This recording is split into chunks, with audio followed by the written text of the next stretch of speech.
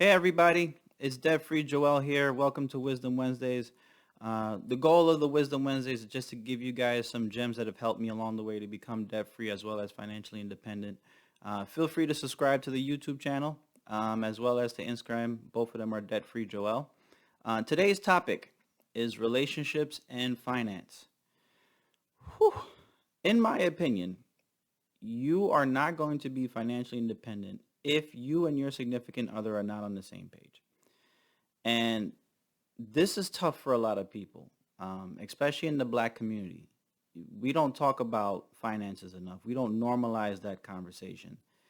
And this is important for us if we're going to make the next step to being financially free. You and your wife, you and your husband, you and your fiance, you and your girlfriend, boyfriend, if y'all living together and you have plans, for example, you guys have to be on the same page as it relates to finance. And after helping people over time and consulting with different people and couples, I've come to realize that there's about three different things to consider when you're in a relationship and you want to start going down the route of being financially on the same page. So the first is make sure you and your significant other share common financial goals. You have no idea how much the goals of two people in a relationship do not line when it comes to finances. I'll give you an example. We just came off of a pretty tough year for unemployment, for finances. Do not believe the stock market. For example, that's not a representation of the economy, right? For black people, our unemployment is still around 10%. So maybe going into this year, you and your spouse have different goals. Your spouse may say, screw that, I'm not going through the nonsense I went through in March. We're going to get 6 months of our expenses up in order. You, on the other hand, may think, look, the stock market just went up 15, 30% over God knows how quickly.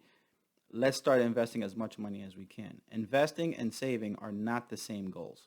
So make sure you guys are discussing what your financial goals are for the upcoming year. It may be to purchase a house. It may be to pay for a wedding. It may be for both. It may be to buy a car.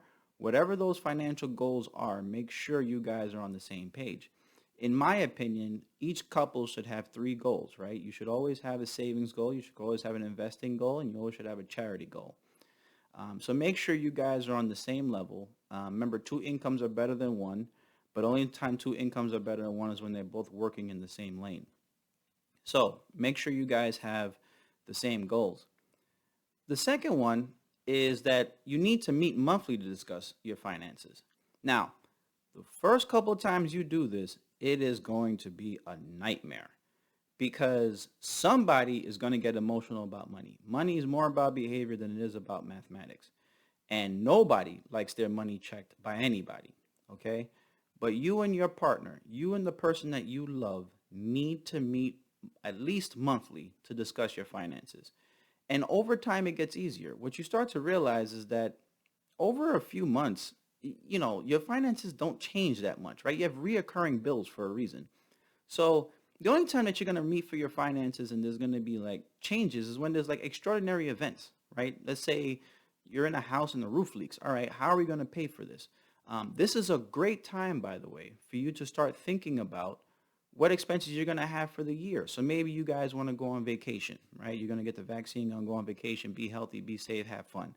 Okay, well, why not start planning for it now so that when you start paying for the hotels and paying for the flights, you're not dipping into your savings to do that. You're allocating money, right? So meet monthly to go over your finances. Make it something that's a ritual. Maybe it's the first Saturday every month. You guys sit down over a nice breakfast and talk it through. Try to make sure you hear each other. Try to make sure you guys are on the same level. The bills are the bills, right? Be as transparent as possible, but meet at least monthly. In the beginning, it's going to be tough, but make sure you meet at least monthly. And the third one is you're going to have to forgive and learn. The forgive part, let me talk to my forgive people. These are the people who are good with money. These are the people who have always had a good way with numbers, good way with money. They understand the complexities of finance. They have the discipline when it comes to spending.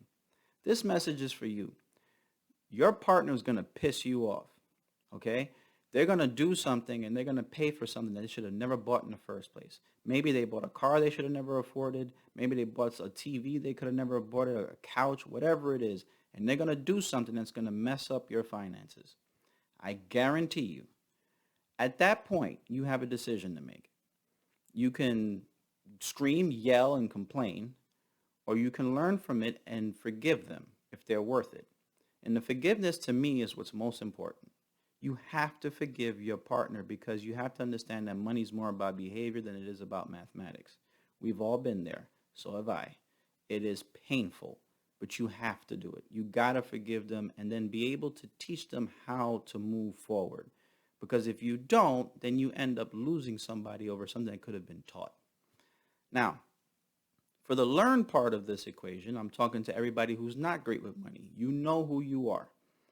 Okay, you're the type of people who, if there's an Amazon thing that you want to buy, you just press buy and keep it going. There's no rhyme or reason. There's no budget. There's no nothing. It's not like you're broke. It's not like that you're completely drowning in debt. It's just that you have a spending problem. You will mess up, okay, as a couple. You're going to mess up, and chances are you're going to be the reason why.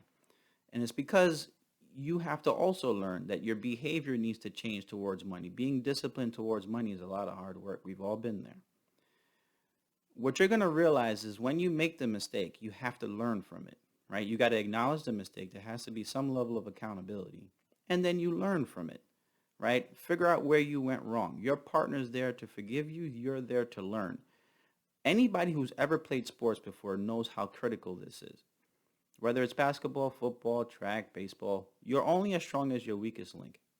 So both of you, the person who has to do the forgiving and the person who has to learn, have to be on the same page if you guys plan to grow as a unit going forward, especially among black people, where we need to make sure that we're 100% on top of our money. So, like I said before, make sure you and your spouse have the same goals. Make sure you guys are meeting frequently and learn to forgive and to learn from each other so that you can move forward. I'm Debt Free Joel. I'll see you next week.